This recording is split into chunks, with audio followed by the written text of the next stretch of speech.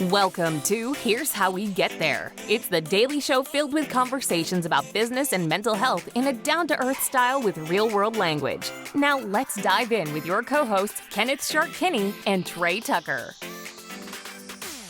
All right, Shark, we need a speaking tip from you. When somebody is in a public speaking kind of setting, it's easy for their brain to get maybe nervous or unfocused or just generally kind of cloudy in their thoughts. So how do you keep your thoughts clear or at least get them back to some level of clarity when you're speaking?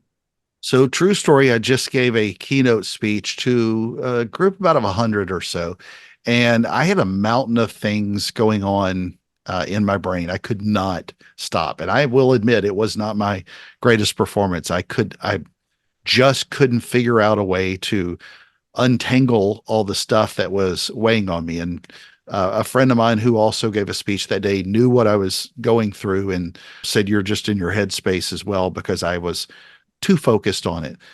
But winding the clock back, what I did right, and I'll give this tip to anybody. One, you hear a lot of people say talking about avoid negative thoughts. You kind of have to deal with them. And I think that there's only so much I can avoid. It's not like it's going away, but yeah. I at least need to be able to compartmentalize it until I deliver the speech. Because as a speaker, I know that they don't care what's going on in the behind the scenes of anything going on in my life. I'm there to entertain and infotain and deliver great content to them and make certain that they are educated and feel good about themselves and why they just lent me an hour of their time. And I think that's really important. So you can't really avoid it. Just know how to compartmentalize it too.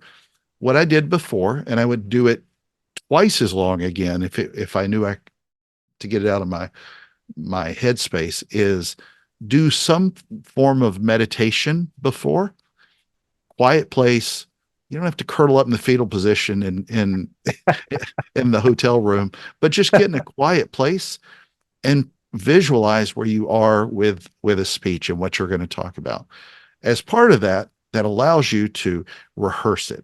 One of the things that a lot of great speakers know how to do well is blocking and staging on technique on the stage, moving around to different parts of the stage as you present it. So rehearse. The more rehearsed, if you will, the better you know your subject matter, the more easily it will be to deliver that content. It doesn't necessarily have to be with the same blocking and staging techniques that you use, but the more that you know it well by heart, the more it will be easier to come out of your mouth in a way that makes you feel good about it. Most importantly, though, the thing I realized, I went back and I watched a little bit of the video, which is tough for me to watch, is don't beat yourself up. I did that too much afterwards, and it wasn't nearly as bad as I thought I was. And it was a lesson I learned to stop overanalyzing it. I made a lot of people smile. They all came up to me hours later. We had an event after, and I had so many people come up and said, "That was great. You said exactly what you said." They had no reason. They came up to me and said that after the speech. And here I am in my own brain getting so lost in it initially. And I'm like, get rid of that thought, move on and serve the audience. And that's what I was there to do. And it worked out.